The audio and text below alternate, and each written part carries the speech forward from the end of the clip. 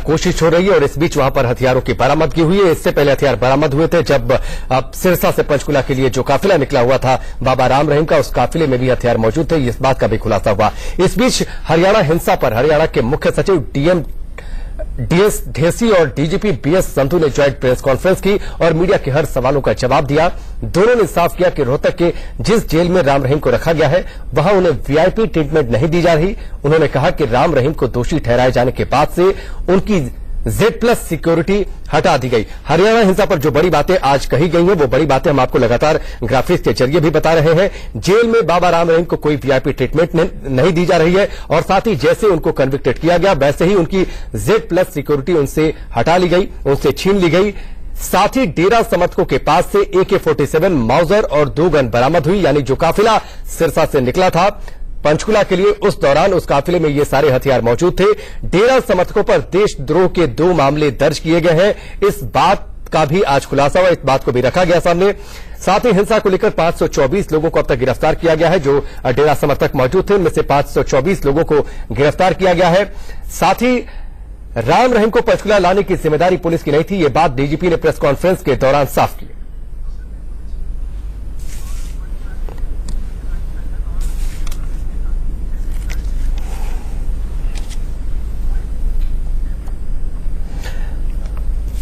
और 3 सहयोगी इस वक्त हमारे साथ जुड़ चुके हैं। पंचकुला से रजत राकेश टंडन जुड़ चुके हैं, सिरसा से यतेंद्र हमारे साथ जुड़ चुके हैं और साथ ही रोहतक से सुमित चौधरी हमारे साथ जुड़े हुए हैं। सबसे पहले सिरसा से यतेंद्र का रुख करेंगे। यतेंद्र, अभी जो हमने बड़ी खबर चलाई, आपकी एक रिपोर्ट भी हमने दिखाई, तमाम बड़े हथियार AK-47 बरामद हुए हैं, पिस्टल बरामद हुए हैं, 100 गोलियां बरामद हुई हैं। इस मामले में अपडेट थे और साथ ही इससे पहले जो काफिला निकला था उस काफिले में भी ऐसे ही हथियारों की बरामदगी की आज पुष्टि। देखिए, बिल्कुल सिरसा की अगर मैं बात करूं, सिरसा में अभी भी सेंसिटिव स्थिति बनी हुई है, लेकिन पूरी तरह से कंट्रोल में आर्मी ने पूरा मोर्चा संभाल रखा है। आर्मी के साथ पैरामिलिट्री फोर्सेस है, हरियाणा पुलिस के जवान और महिला जवान भी तैनात की गई है और चारों तरफ से एक तरह से कह रहे हैं सिरसा में एंट्री बैन कर दी गई है, पूरी तरह से सील कर दिया गया है। लेकिन जो डेरा सच्चा सौदा के समर्थक है, जो आश्रम के अंदर है, उनको बाहर निकलने की आजादी दी गई है। लेकिन साफ तौर पर आर्मी की तरफ से अनाउंसमेंट किया गया है कि किसी भी तरह का हथियार वो लेकर ना जाएं। जो बाजे का रोड है वहां पर खास तौर से चेकिंग अभियान आर्मी, पैरामिलिट्री फोर्स और हरियाणा पुलिस के साथ मिलकर चला रही है। ज्वाइंट ऑपरेशन वहां पर चल रहा है और वहां पर 2 AK-47 बरामद की गई हैं। हालांकि बताया जा रहा है कि वो पंजाब पुलिस के जवान हैं, दोनों को डिटेन कर लिया गया है, दोनों से पूछताछ जारी है कि उनके पास AK-47 कहां से आई हैं। इसके अलावा 2 रिवॉल्वर, 2 पिस्टल और 100 गोलियां भी बरामद की गई हैं। 4 लोग टोटल, जो 2 पंजाब पुलिस के जवान है, 4 लोग टोटल उनके साथ डिटेन किए गए हैं। सदर हम आपके पास लौट कर आएंगे, यतेंद्र आपके पास लौट कर आएंगे, चूंकि पंचकुला का रुख करते हैं क्योंकि पंचकुला इस पूरे मामले में एपेक्स सेंटर रहा। वहां पर सीबीआई कोर्ट ने फैसला सुनाया, उसके बाद वहां से जो आग उठी वो आग फैली, जमकर हिंसा हुई। रजत, आज प्रेस कॉन्फ्रेंस हुई, मुख्य सचिव आए, डीजीपी आए, उन्होंने कहा कि जो गाइडलाइंस तय थी, जो एक स्टैंडर्ड प्रोसीजर होता है, उस प्रोसीजर को फॉलो किया गया, जो हाईकोर्ट की गाइडलाइंस थी उनको फॉलो किया गया। लेकिन सवाल यही है कि अगर फॉलो किया जाता तो इतनी हिंसा नहीं होती। साथ ही जो बड़े सवालों पर कन्नी काटते भी नजर आए चीफ सेक्रेटरी और साथ ही डीजीपी।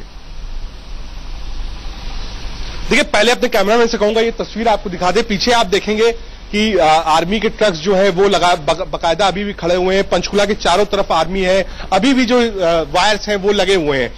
जो आज टिप्पणी आई है कोर्ट की, टिप्पणी के लिए मैं अपने सहयोगी विपिन परमार को भी अपने साथ रखूंगा। विपिन, जो टिप्पणी आई उससे लगता है कि जो प्रशासन, सत्ता, लोकतंत्र के शीर्ष पर लोग बैठे हुए हैं उनके ऊपर एक क्वेश्चन मार्क हाईकोर्ट ने लगा दिया है कि वो इस काबिल है कि वहां रहे या ना रहे। साफ पूछा है कि आप क्या कर रहे थे, नाम बताइए, किसने बताया, 5 गाड़ियों का काफिला था, आप बताइए संपत्ति कितनी थी, कितनी नष्ट हो गई और साथ ही साथ कैसे वापस करेंगे। डीजीपी से भी कहा गया कि आपको क्यों ना हटा दिया जाए।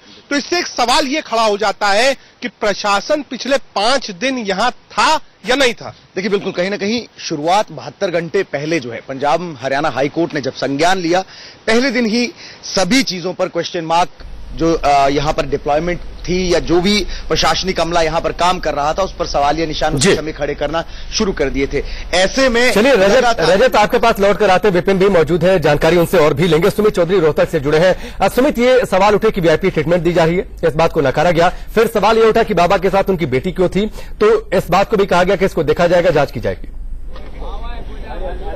देखिए, निश्चित तौर पर मैं आपको सबसे पहले बता दूं कि जो भी शख्स जब भी उसको दोषी ठहराया जाता है कोर्ट से, तो उसको सभी चीजें यानी उसकी जो रोजमर्रा की जिंदगी की चीजें होती हैं वो छोड़ देनी होती है और उसको एक कैदी की तरह पे, क्योंकि वो दोषी ठहराया गया है, उसको जुडिशियल कस्टडी में ले लिया जाता है। और यही था कि बाबा के साथ ये एक फर्क नजर आया। हमने तस्वीरों में भी देखा कि किस तरीके से जब बाबा निकल रहे थे तो उनके साथ कई बैग्स थे उनके, और अभी हम उस जेल के पास, सुनहरिया जेल जो है वो यहां से करीबन 1.5 किलोमीटर है। मैं आपको राकेश बताऊं कि यहां से आगे किसी को जाने की इजाजत नहीं है और हर लेयर पे यानी हर 1-2 किलोमीटर के ऊपर एक ऐसी लेयर बनाई गई है, बैरिकेडिंग बनाई गई है, जिसके बाद किसी भी शख्स को जाने नहीं दिया जा रहा। और ये वो आखिरी जगह है जिसके बाद सिर्फ और सिर्फ ऑफिसर्स, जेल के ऑफिसर्स हो, अधिकारी हो या फिर जो लोग हैं वहां पर काम करते हैं वही जा सकते हैं। और यहां पर अगर आप देखें तो आपको यहां पर बीएसएफ और हरियाणा पुलिस का जो तालमेल है या फिर जो उनका मिश्रण है सिक्योरिटी फोर्सेस का, वो आपको नजर आएगा। और यहां से किसी भी, ये नेशनल हाईवे नंबर 9 है, यानी वो जगह जहां से लगातार हिसार या दूसरी जगहों पर जाते हैं, लेकिन इन सभी जगहों को बंद कर दिया गया है।